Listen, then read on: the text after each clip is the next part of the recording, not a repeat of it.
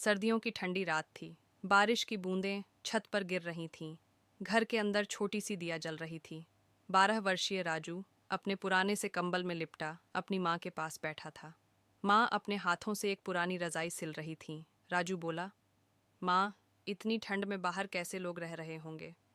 माँ ने प्यार से उसके सिर पर हाथ फेरते हुए कहा, बेटा, जब मुश्किलें आती हैं तो इंसान अपनी हिम्मत से उनका सामना करता है। अगली सुबह राजू ने देखा कि बारिश रुकने के बाद भी गांव के लोग अपने काम पर निकल चुके थे। कुछ किसान खेतों में काम कर रहे थे तो कुछ महिलाएं अपने घरों के बाहर पानी निकाल रही थीं।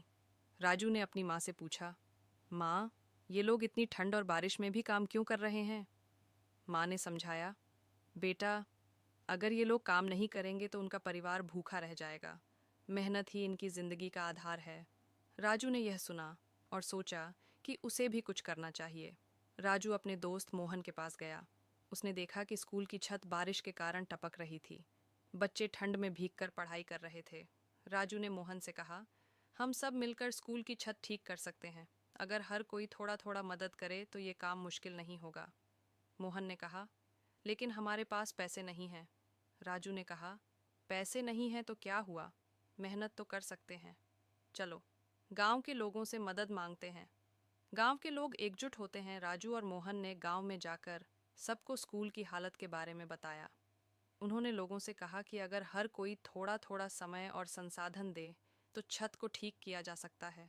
गांव के लोग तैयार हो गए। किसी ने लकड़ी दी, किसी ने पुराने टिन के टुकड़े।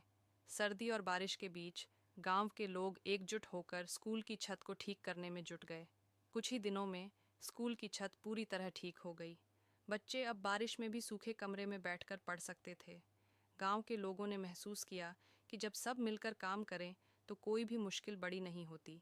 राजू की माँ ने गर्व से कहा, देखा बेटा, ठंड और बारिश चाहे कितनी भी मुश्किल हो, अगर हम हिम्मत और मेहनत करें तो हर समस्या का हल निकल सकता है।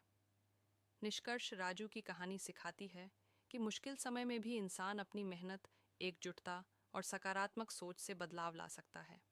सर्दी और बारिश जैसी चुनौतियां हमें कमज़ोर नहीं बल्कि मजबूत बनाती हैं।